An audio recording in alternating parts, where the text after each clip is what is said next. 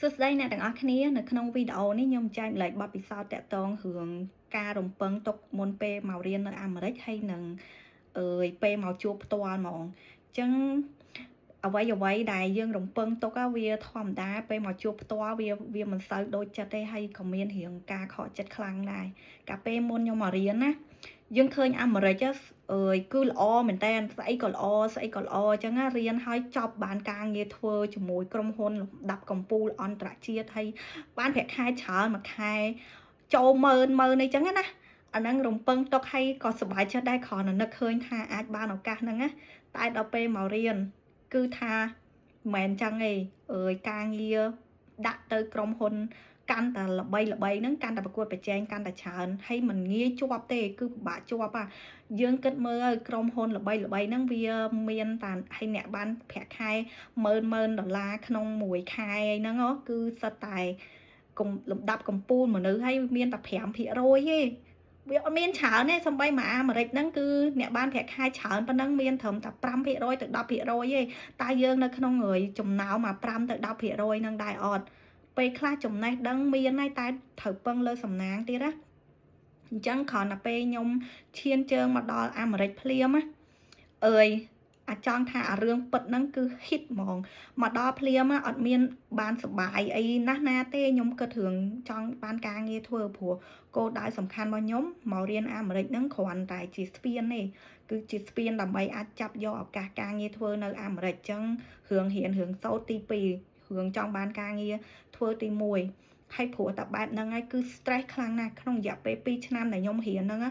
ខួរក្បាលគិតចេញចូលគិតតែរឿងធ្វើម៉េចឲ្យបានការងារធ្វើម៉េចឲ្យបានការងារធ្វើព្រោះវីសាកូនសិស្សមាន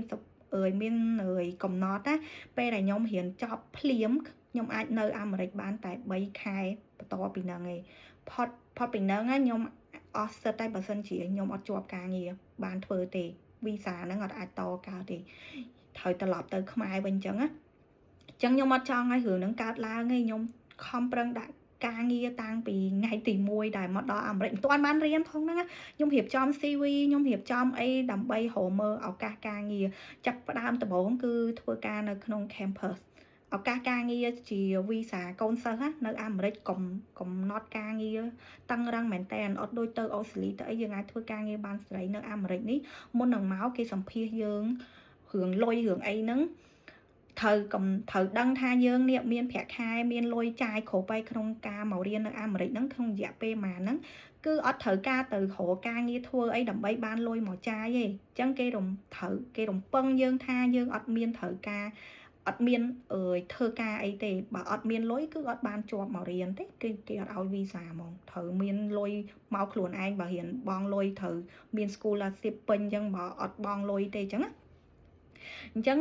តែក៏ឱកាសការងារមានដែរគឺធ្វើបានតែនៅក្នុងសាលាធ្វើបានមួយគ្រូអត់អាចទៅធ្វើនៅក្រៅបានទេហើយធ្វើបានតិចជាង20ម៉ោងក្នុងមួយសប្តាហ៍ខ្ញុំដាក់ការងារទៅជាប់បានធ្វើជាមួយគ្រូហើយខ្ញុំធ្វើបានតែ4ទៅ5ទៅ10ម៉ោងក្នុងមួយសប្តាហ៍ដោយសារការងារគ្រូអត់សូវមានច្រើនเนาะអញ្ចឹងធ្វើបាទប៉ុណ្្នឹងឯងហើយបន្ទាប់ពីហ្នឹងមកចូលដល់វេលាត្រៀម internship នៅពេលយើងរៀនចប់ឆ្នាំទី1អា summer school ហ្នឹងsummer program ឬក៏គេហៅ summer holiday ហ្នឹងគេមាន internship សម្រាប់កូនសិស្សឱកាសការងារមានសម្រាប់កូនសិស្សចាប់យកអញ្ចឹងគេនៅសាលាមាន program មានអីជាប់តំណែងជាមួយក្រុមហ៊ុនផ្សេងដែលផ្ដល់ឱកាសឲ្យកូនសិស្សពីសាលាខ្ញុំដាក់អញ្ចឹងយើងត្រូវប្រកួតប្រជែងជាមួយកូនសិស្សទាំងអស់ដែលរៀននៅក្នុងសាលារៀនជំនាញដូចយើងរៀនអីដូចយើងហ្នឹងដាក់អា school ចង់ថាអា summer intern ហ្នឹងវាមាន climate change program មួយហើយ Stanford program មួយអញ្ចឹងត្រឹមខែ2ខែ3ឯហ្នឹងគេចេញលទ្ធផលអស់ហើយខ្ញុំដាក់ដែរខ្ញុំដាក់មួយគេជាប់បានសម្ភាសខ្លះដែរតែលទ្ធផលចុងក្រោយខ្ញុំធ្លាក់អត់បានជាប់ intern ហ្នឹងទេអញ្ចឹងខ្ញុំមិត្តភ័ក្ដិខ្ញុំគេជាប់អីគេឡើងសើ stress ណាខ្ញុំ stress លើសដើមដោយសារខ្ញុំចិត្តដល់ពេលលើយវ៉ាកងហើយអត់ទាន់បានជាប់អីចឹងមិនត្រូវខំដាក់បន្តទៀតដាក់ហើយ stress ខ្លាំងណាស់ព្រោះយើងវាអត់បានទាន់ជាប់រហូតដល់ខែ5អាចចិត្តចប់មែនតើថ្ងៃហ្នឹងទៅខ្ញុំជាប់បានមួយធ្វើការជាមួយសិស្សច្បងដែលគាត់រៀនចប់ពីសាលាដូចគ្នានឹងដែរខ្ញុំក៏ដាក់ជាប់មួយគាត់ទៅហើយក៏ធ្វើការបាន3ខែហ្នឹងចប់ពី3ខែហ្នឹង ចូលមកវិញក៏រឿងធ្វើការដាក់ការងារទៀតហើយអើយសាលានិយាយទៅពួកម៉ាក់ខ្ញុំខ្លះដែលធ្វើការជាមួយក្រុមហ៊ុនល្អក្រុមហ៊ុនគេអើយ promote ពី internship ទៅជា full time គាត់អាចបានជាប់ការងារអើយ automatic ពេលចប់ intern ទៅដល់ពេលយើងមករៀនចប់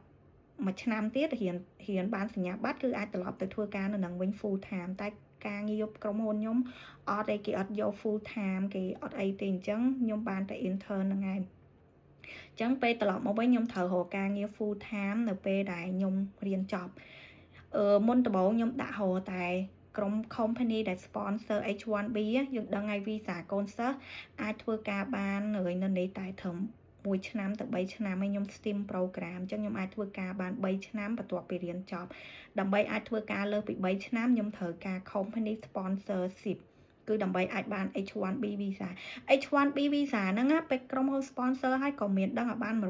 ដែរព្រោះវាជា lottery អ្នកដាក់មានចំនួនច្រើនជាង visa ដែលគេឲ្យអញ្ចឹងបានត្រូវចូលក្នុង lottery ហ្នឹងបានន័យថាគេចាប់ឆ្នោតសងសំណាងឈ្មោះទាំងអស់ហ្នឹងចំនួនប៉ុន្មានអញ្ចឹងទៅហើយយើងមានឱកាសដាក់បាន3ឆ្នាំអញ្ចឹងទៅនៅក្នុងរយៈពេលដែលយើងធ្វើការងារហ្នឹងបើយើងជាប់ក្នុងរយៈពេលហ្នឹងគឺបានន័យថាយើងអាចបន្តធ្វើការចប់ពីហ្នឹងទៀតទៅបានហើយ green card បានអីដើម្បីនៅធ្វើការអាមេរិកតហើយក្នុងករណីខ្លះបើសិនជាយើងអត់បានទេយើងធ្វើការជាមួយក្រុមហ៊ុនល្បីៗដូចជា Adobe Microsoft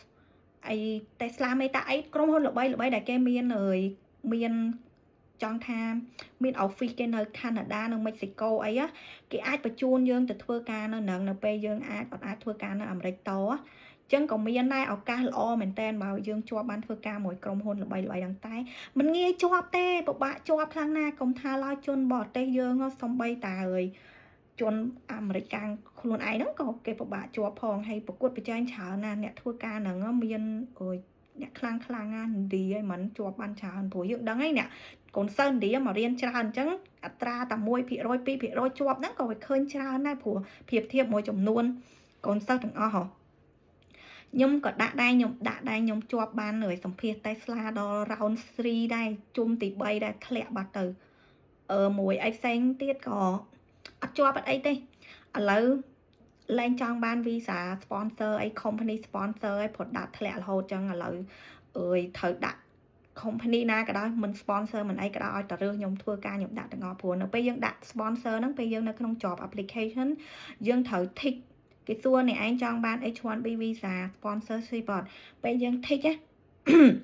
ក្រុមហ៊ុនណាដែលអត់ផ្ដល់ H1B visa គេ filter out application យើងគេអត់មើលតអត់ move forward ទេគេថា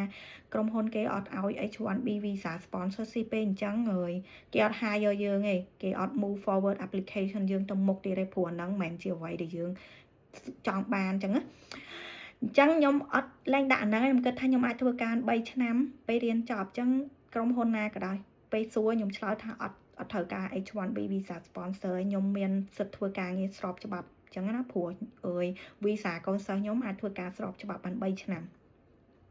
ពេលខ្ញុំដាក់ហ្នឹងក៏មិនភ្លាមជាប់ភ្លាមដែរខវារៀងមានឱកាសបានសម្ភាសច្រើនជាងមុនអីចឹងទៅណាមួយវាចិត្តដល់ពេលរៀនចប់មែនតែនផងកាន់តែគៀកហើយ stress ខ្លាំងព្រោះមួយថ្ងៃគិតតែរឿងអត់ជាប់ការងារដឹងថាត្រូវទៅវិញទៅស្រុកខ្មែរវិញហើយគ្មានបានធ្វើការនៅអាមេរិកក្តីសុបិនរលុយបានច្រើននៅនេះអីគ្មានទេឥឡូវរាប់ម៉ឺនហ្នឹងមិនបានហើយរាប់ពាន់នេះក៏បានដែរឲ្យតែជាប់ធ្វើមិនក៏ឲ្យតែជាប់នៅអញ្ចឹងណា stress ណាស់បានខ្ញុំគ្មានពេលធ្វើវីដេអូធ្វើអីទេពេល stress រឿងរកការងារធ្វើហ្នឹងចង់ថាpriority អតិភិបទី1របស់ខ្ញុំគឺមួយថ្ងៃខ្ញុំត្រូវដាក់ការងារព្យាយាមអនុវត្តការសម្ភាសអញ្ចឹងប្រតិសម្ភាសឆ្លើយសំណួរពេលគេសួរចេះត្រូវឆ្លើយចេះអីអនុវត្តរហូតហ្នឹងដើម្បីពេលយើងចូលសម្ភាសមែនតែនទៅយើងវាអត់ដេកអាដប់មែនអត់មានការធៀមឯណាធៀមច្រើនណាតែការព្យាយាមហ្នឹងมันអត់ប្រយោជន៍ទេខ្ញុំក៏ជាប់បានធ្វើការជាមួយក្រុមហ៊ុនដែលខ្ញុំធ្វើដល់ឥឡូវបន្ទាប់ពីខ្ញុំធ្លាក់អស់ចង់1000ការងារចឹងតម្រាំជាប់ហ្នឹងគឺផ្លូវចិត្តផ្លូវអីហ្នឹងក៏វារៀងទ្រន់ទ្រាយដុនដាបដែរតែខ្ញុំជាមនុស្សដូចថាមើលពិភពលោកក្នុងផ្លូវវិជ្ជមានអញ្ចឹងខ្ញុំ គាត់ថាមិនអីទេបើជាប់បានធ្វើការនៅអាមេរិកក៏ល្អបើមិនជាប់ទេខ្ញុំត្រឡប់ទៅស្រុកខ្មែរវិញទៅធ្វើការនៅខ្មែរវិញចឹងទៅវាមានទៅពិបាកអីព្រោះបទពិសោធន៍យើងមកនៅនេះហ្នឹងដើរលេងផងរៀនផងចេះបានច្រើនណាស់វាមិនជាខាតបង់អីទេអញ្ចឹងគ្រាន់តែខ្ញុំចង់ចែកម្លែកបទពិសោធន៍នេះទៅដល់ប្អូនៗដែលចង់មករៀននៅអាមេរិកចង់អីហ្នឹងឲ្យវិភាគគិតគ្រប់ជ្រុងជ្រោយទៅចំណុចល្អក៏មានដែរហើយចំណុចមិនល្អហ្នឹងគឺថា stress ហ្នឹងហើយ stress តើយើងអាចប្រឈមមុខជាមួយនឹងសម្ពាធអីហ្នឹងបានកម្រិតណាចឹងទៅអញ្ចឹងនៅក្នុងវីដេអូហ្នឹងមានតែប៉ុណ្្នឹងឯងអរគុណច្រើន